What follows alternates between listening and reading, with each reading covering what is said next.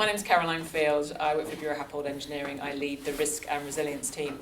Quite a new group. We've been working over the last couple of years on an approach to kind of measure resilience and help prioritise investment in cities. So I'm going to talk to you about a project we're working on at the moment, which is in Beirut. We don't start with easy ones. So I had a Rick and resilience there as well. Risk and resilience. That's Who's not my Rick? slide. I don't know who Rick is.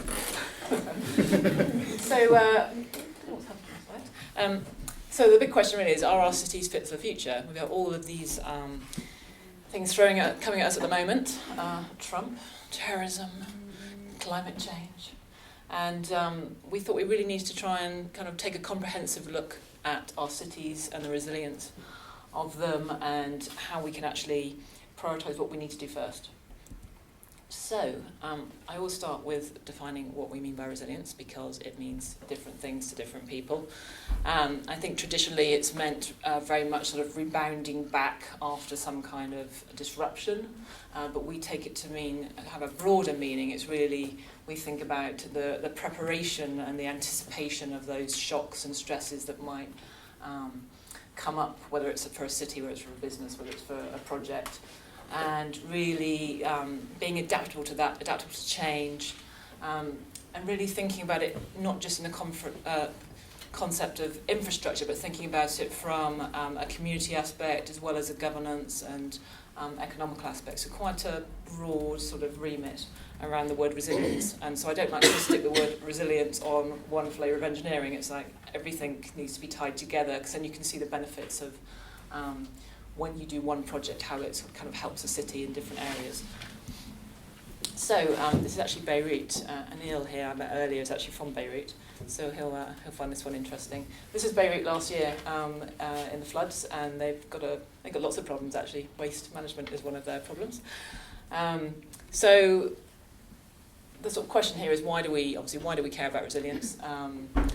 All cities are vulnerable to shocks and stresses. Shocks are those big events that happen, in case you're not familiar with the terminology, so floods, earthquakes, tsunamis, those kind of events. But stresses are those day-to-day events, so it could be climate change, which is a long-term stress, which will affect those shocks. It could be air quality, it could be congestion, so lots of different sort of day-to-day issues, which if they're left unmanaged could become shocks themselves, or certainly cause shocks to be worse. So if you imagine an earthquake hitting and you've got all these other issues, you've got inequality and all that in a city, it actually makes it a lot worse. And so we know that more and more people are moving to cities, 70% by 2050, and often those cities are in areas that are subject to large shocks. So if you just think about America, 40% of the population lives on the coast. I used to live in California, earthquakes on the west coast, we've got hurricanes on the east coast, more and more people going there, we've got more inequality, all these other issues to deal with. So we really do need to be able to get a handle around resilience for these cities. But, as we know, funds and resources are in short supply, and it's getting worse. So how do we actually prioritise what's important? Where do we start? And we, I think very often people have very poor understanding of risk, and I think risk is a good way of trying to sort of prioritise what to do. We actually had a workshop with some people from a delegation from Sao Paulo about their city. We looked at a number of cities, and we said to them, what do you think are your biggest shocks and stresses? And they said, financial crisis and drought. Well, that's interesting. Why do you say that? Oh, well, we're having a financial crisis and a drought. Okay, but from a risk point of view, we'd actually sort of said, well, actually, epidemic is one of the highest risks. And then they did have Zika virus literally about 3 months later. So it's kind of, I think people are very much, politicians as well, are very much short-termist, or what's going on now, always been a flood, quick, I better build on the flood defence. Is that really the right thing to do? So I think we need to kind of look a bit broader. So we've been working on an approach to do that, and so over the last few years we've been testing this out in a number of cities around the globe, and we're now actually applying it, as I mentioned, on Beirut. So I'm just going to walk you through what we're doing on Beirut and just show you the process we've been going through. So this is Beirut, and Neil can tell you about Beirut, probably better than me. So obviously Beirut's been, we certainly growing up in the 80s. Heard a lot about Beirut, conflict, sound quite scary, sort of working there. I was like, you know, but traditionally this was the jewel of the Middle East. It was a big holiday destination. It's a beautiful location. I mean, look at it, it's right on the ocean here, mountains, very nice city. But you go there and immediately you're aware of, you know, some of the issues that it's just dealing with day to day. I mean, the first thing I noticed was the air quality in the city. It was really got to me after like 10 minutes. And also the transportation problem. I mean, essentially you can't cross the road without pretty much getting run over. It's absolutely mental. So those are like two just real obvious. And also the decline of the infrastructure. Everywhere you walk, the sidewalks are very, you know, poor repair. The roads, there are no markings on the roads. It kind of looks like it's been through a war, which it has. But there are areas of new development, especially down by the coast here. But they've had some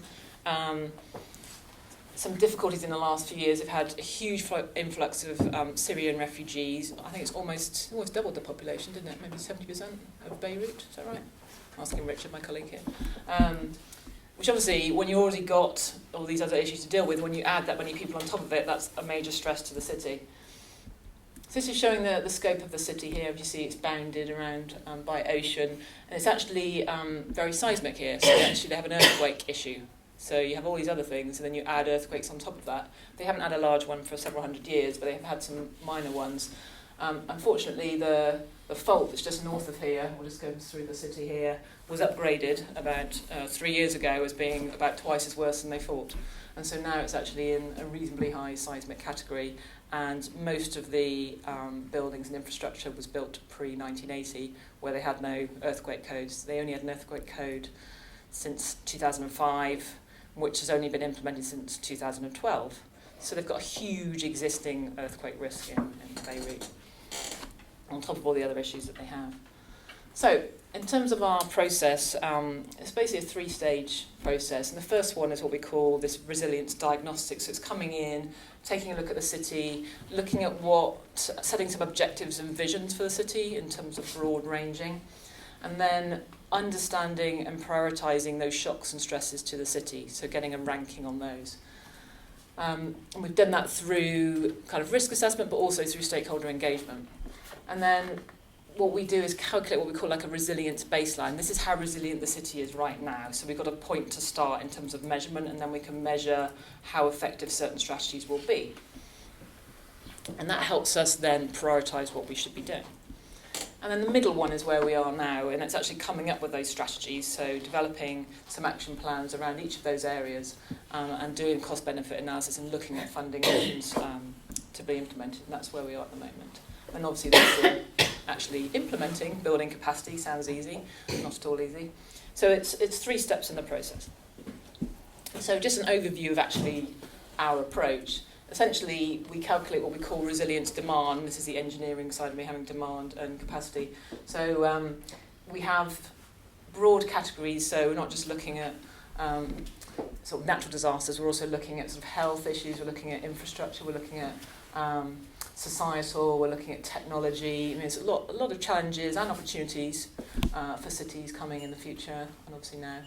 And we've probably got about 150 different sort of shocks and stresses on our list, and so we quickly want to get that down to something that's relevant for each city. And then on the other side, we measure the resilience capacity, or the capability, and we divide that into 2 broad categories. One we call mitigation, so we're talking about, well, how robust is this piece of infrastructure, or how redundant is this systems network, or how fail-safe, so, and I think as an engineer, this is how we should be thinking for the future, not just sort of designing infrastructure for a given set of loads, but really thinking about, well, what happens if that assumption is exceeded? How do we actually control failure, and how should that be managed? So that's kind of the sort of pre-event situation and preparing for it. And then you have the next piece, which we call adaptive capacity, which is around kind of being aware, being able to communicate as a city, being able to act, being agile and adaptable, being able to respond, recover and learn, that whole cycle. And that's a really important piece, whether you're a city, whether you're a business, so to actually be strong in. But it's not it's basically a balance between these two things, though, and it's tying together those engineering mitigations with this practical operations. And then we look at the gaps and where those gaps are, and then we prioritise the resilience building. So it could be that it's actually a policy or procedure, it could be a vulnerability reduction, it could be investment incentives, it could be a response plan. It's all of these different things depending on what we're trying to achieve, and it's usually a combination of those. So we actually do this by measuring, we've come up with a framework to measure this, and this is actually, so we've got three broad areas. So we've got the infrastructure environment at the bottom in the blue, and so we look at environment, we look at resources, we look at systems, we look at the infrastructure. And then in the blue, we're looking at the societal aspects. So we're looking at the community, how integrated that is, health and well-being, mobility and connectivity, and then there's that sort of sense of place. So, and it's very important to kind of consider all of these aspects when you're looking at resilience. And then in the orange, we're looking at governance and economy, and so the leadership. And so very much, obviously, governance is very important in terms of managing resilience for a city, but equally empowering people to look after themselves is also really important. And I think in Beirut it's quite interesting because people have been grown up with war, they're extremely resilient themselves. They don't have 24-hour electricity, so they have backup generators, and they don't have a 24-hour water supply, so they have wells, and they're actually, as a people, they're actually incredibly resilient. Whereas you think about us here, I think we're, as individuals, not as resilient because we tend to expect the government to provide for that. So I think there's definitely a balance to be struck in terms of government versus individual, and I don't think anybody's got it quite right at the moment.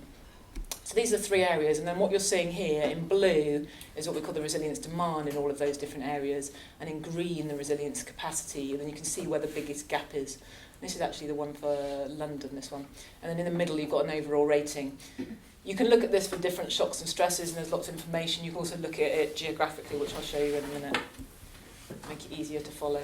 So we started off by actually going through about 3 or 4 months of data collection, because obviously in order to do this type of assessment, we need to know as much as we can about the city, we need to know about who lives there, social economics, we need to know about all the systems that support the city, the value chains, we need to know about the hazards to that city, the stresses to that city. And so going through and identifying all those required quite a lot of data. Unfortunately, Beirut don't really have a repository for all this information. Trying to get hold of it from different agencies is incredibly difficult.